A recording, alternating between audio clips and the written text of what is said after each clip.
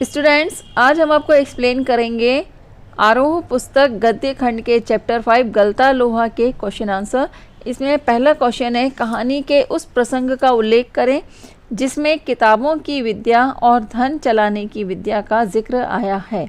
इसका आंसर इस तरह से लिखेंगे, जिस समय धनराम 13 का पहाड़ा नहीं सुना सका तो मास्टर त्रिलोक सिंह ने जवान के चाबुक लगाते हुए, जवान का मतलब है कि मुँह से बहुत बुरा बोलते हुए कहा कि तेरे दिमाग में तो लोहा भरा है। और इसको इस तरह से भी लिख सकते हैं कि तेरे दिमाग में तो लोहा भरा है रे, विद्या का ताप कहाँ लगेगा इसमें।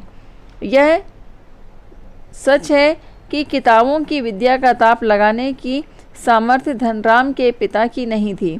उन्होंने बचपन से ही अपने पुत्र को धोखनी, फेंकने और सान लगाने के कामों में लगा दिया था। वे उसे धीरे धीरे हथौड़े से लेकर धन चलाने की विद्या सिखाने लगे और मास्टर जी पढ़ाई करते समय छड़ी से और पिताजी मनमाने औजार, हथौड़ा, छड़, हत्ता जो हाथ लगे उससे पीट पीट कर सिखाते थे। इस प्रसंग में किताबों की विद्या और धन चलाने की विद्या का जिक्र आया है। फिर इसके बाद नेक्स्ट क्वेश्चन है, धनराम मोहन को अपना प्रतिद्वंदी क्यों नहीं समझता था। इसका आंसर इस तरह से लिखेंगे, धनराम के मन में नीची जाति के होने की बात बचपन से बिठा दी गई थी। दूसरे, मोहन कक्षा में सबसे ज़्यादा होशियार था और इस कारण मास्टर जी ने उसे कक्षा का मॉनिटर यानी क्लास का कप्तान बना दिया था। और तीसरी बात यह है कि मास्टर जी कहते थे कि एक दिन में मोहन बड़ा आदमी बनकर स्कूल और उनका नाम रोशन करेगा और उसे भी मोहन से बहुत आशाएं थीं। इन सभी कारणों से वह मोहन को अपना प्रतिद्वंदी नहीं समझता था, बल्कि अपने से अधिक समझदार और होशियार समझता था।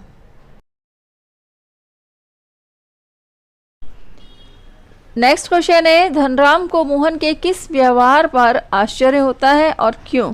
इसका आंसर इस तरह से लिखेंगे, मोहन ब्राह्मण जाति का था। उस गांव में ब्राह्मण स्वयं को श्रेष्ठ समझते थे और शिल्पकारों के साथ उठते बैठते नहीं थे। शिल्पकार यहाँ लोहार और दूसरे जाति के लिए लोगों के लिए इस्तेमाल किया गया शब्द है। यदि उन्हें बैठने के लिए कह दिया जाता था तो भी उनकी मर्यादा भंग होती थी। यानी छोटी जाति के व्यक्ति बड़ी जाति के लोगों को बैठने के लिए भी नहीं कह सकते थे, क्योंकि इसमें बड़े लोग जो थे, ऊंची जाति के जो लोग थे, उसमें वो अपने आप का अपमान समझते थे। इसलिए छोटी जाति के लोग जो हैं उन्हें बैठने के लिए भी नहीं कह सकते थे। और धनराम की दुकान पर काम खत्म होने के बाद भी मोहन देर तक बैठा रहा।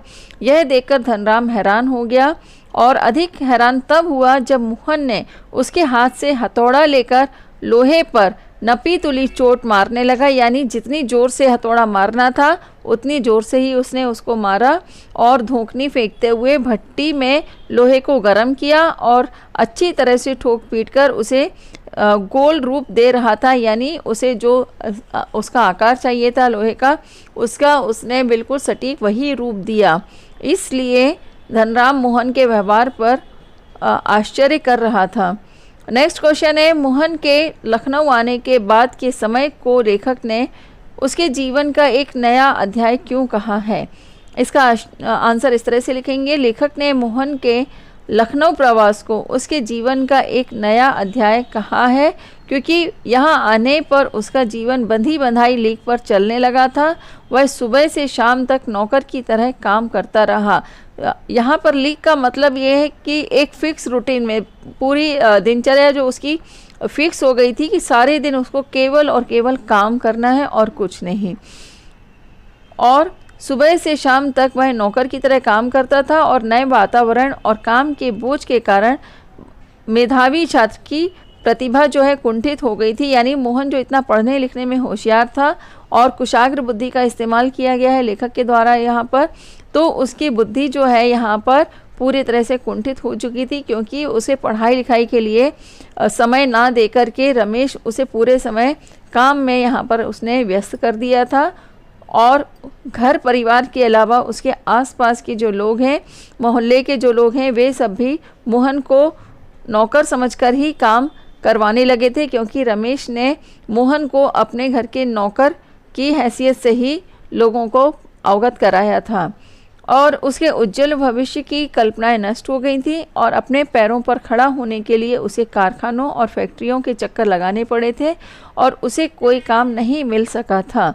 और उसकी जो शिक्षा है 8वीं के बाद रमेश ने नहीं करने का तय कर लिया था कि 8वीं के पश्चात अब उसकी शिक्षा नहीं कराई जाएगी। और मोहन इस बात को अपने परिवार वालों से भी नहीं बता पा रहा था और ना ही उसने यह बताया था कि अपने पिताजी को कि यहाँ लखनऊ आकर पूरे समय रमेश के द्वारा सिर्फ और सिर्फ काम कराया जाता है।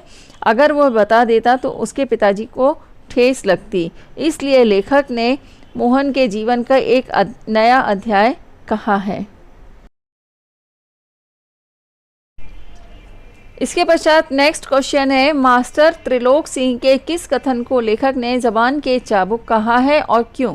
इसका आंसर है मास्टर त्रिलोक सिंह के इस कथन को इस तरह से लेखक ने जबान का चाबुक कहा है कि एक दिन धनराम को 13 का पहाड़ा नहीं आ रहा था तो आदत के अनुसार मास्टर जी ने संटी मंगवाई। संटी यानी पेड़ की लकड़ी, और धनराम से सारा दिन पहाड़ा याद करके छुट्टी के समय सुनाने को कहा। जब छुट्टी के समय तक उसे पहाड़ा याद नहीं हो सका तो मास्टर जी ने उसे मारा नहीं बल्कि कहा कि तेरे दिमाग में तो लोहा भरा है। और इसको इस तरह से उसमें व्यंग्य के रूप में जो बताया गया, इस तरह से उसमें लिखा गया है कि तेरे दिमाग में तो लोहा भरा है रे, विद्या का ताप कहाँ लगेगा इसमें। और यही वह कथन था जिसे पाठ में लेखक ने जबान के चाबुक कहा है, क्योंकि धनराम एक लोहार का बेटा था और मास्टर जी का यह कथन उसे मार से भी अधिक चुभ गया था। जैसा कि कहा भी जाता है कि मार का घाव भर जाता है परंतु कड़वे जवान का नहीं भरता है, और यही धनराम के साथ हुआ और निराशा के कारण वह अपनी पढ़ाई आगे जारी नहीं रख सका। इसीलिए कहा भी जाता है स्टूडेंट्स कि हमेशा हमें अच्छे शब्दों का इस्तेमाल करना चाहिए, क्योंकि मुंह से जो निकल जाते हैं एक बार कड़वे शब्द वो कभी दोबारा वापस नहीं आते हैं, और किसी को अगर वो शब्द लग जाते हैं तो जीवन भर वह उसकी अग्नि में जलता रहता है और उस निराशा के भंवर में डूबकर वो कभी भी अच्छे काम नहीं कर पाता है। इसलिए हमेशा हमें अच्छे शब्दों का इस्तेमाल करना चाहिए। फिर इसके बाद नेक्स्ट क्वेश्चन है, बिरादरी का यही सहारा होता है। इसमें फर्स्ट है किसने किससे कहा, सेकंड किस प्रकार किस प्रसंग में कहा गया है, और थर्ड है किस आशय से कहा है, और इसके बाद नेक्स्ट है क्या कहानी में यह आशय स्पष्ट हुआ है। इसमें पहला क्वेश्चन जो है किसने किससे कहा, इसका आंसर इस तरह से लिखेंगे, यह वाक्य मोहन के पिता वंशीधर ने बिरादरी के संपन्न युवक रमेश से कहा था।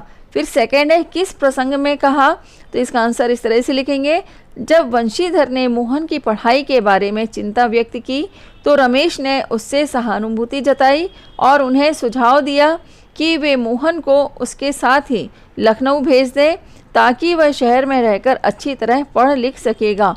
फिर नेक्स्ट क्वेश्चन इसमें यह है किस आशय से कहा, इसका आंसर लिखेंगे इस तरह से, यह कथन रमेश के प्रति कृतज्ञता व्यक्त करने के लिए कहा गया कि बिरादरी के लोग ही एक दूसरे की मदद करते हैं। फिर नेक्स्ट इसमें दिया था क्वेश्चन क्या कहानी में यह आशय स्पष्ट हुआ है, इसका आंसर लिखेंगे इस तरह से, कहानी में यह आशय स्पष्ट नहीं हुआ है क्योंकि रमेश अपने वायदे को पूरा नहीं कर पाया, क्योंकि रमेश यह कहकर ले गया था कि वह लखनऊ ले जाकर मोहन को अच्छी तरह से पढ़ाएगा लिखाएगा, लेकिन रमेश अपने वायदे को पूरा ना करके मोहन को घरेलू नौकर से भी अधिक नहीं समझता था। उसने और उसके परिवार ने मोहन का खूब शोषण किया और प्रतिभाशाली विद्यार्थी का भविष्य चौपट कर दिया। अंत में उसे बेरोजगार करके घर वापस भेज दिया। इसीलिए स्टूडेंट्स कहा जाता है कि अच्छी शिक्षा जीवन में रोजगार देती है और किसी व्यक्ति पर कभी भी निर्भर नहीं होना चाहिए। स्वयं को सक्षम बनाने के लिए स्वयं ही मेहनत करनी आवश्यक होती है।